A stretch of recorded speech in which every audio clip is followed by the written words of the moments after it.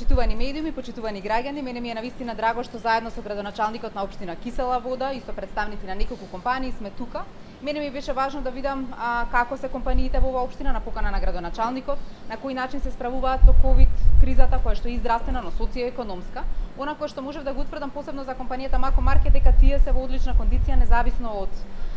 социоекономската криза која што ја погодува нашата држава, дека тие инвестираат во континуитет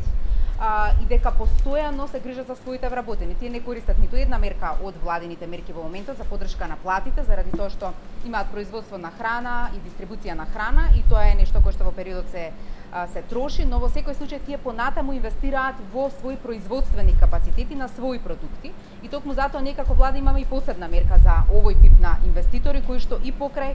кризата тие вложуваат своји финансиски средства. Токму затоа ги повикувам сите компании кои што сметаат дека во наредниот период имаат капацитет за вложување во своите компании, во производствените капацитети кои што ги раководат, да се обратат до Министерството за економија, да аплицираат за програмата која што е директно за финансиска поддршка за инвестиции. Секако дека во општина Кисела Вода имаме и компании кои што користеа мерката за поддршка на минималната плата и ги поттикнуваме да продолжат да ги задржуваат работниците и да останат отворени работните места. Преку оваа програма ковид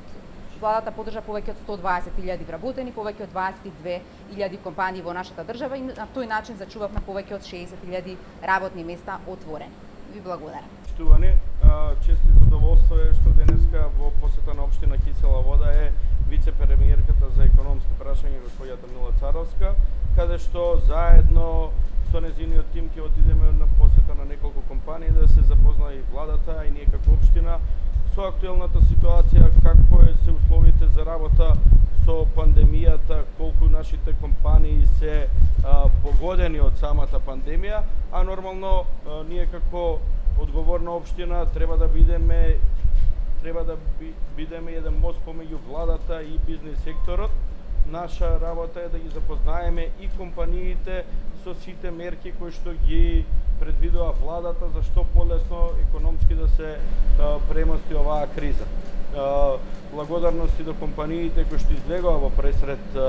изминатиот период со различни донации до нашата општина, пред се во средства за дезинфекција на нашата општина, прехранбени производи за нашите најпогодени граѓани. Се надеваме и поточно праќаме еден апел до сите компании, заедно да се помагаме во наредниот период, бидејќи само со заеднички труд ќе излеземе посилни од оваа ситуација, а нормално ќе ја разубавиме и нашата општина, ќе покажеме дека се грижиме за сите подеднако.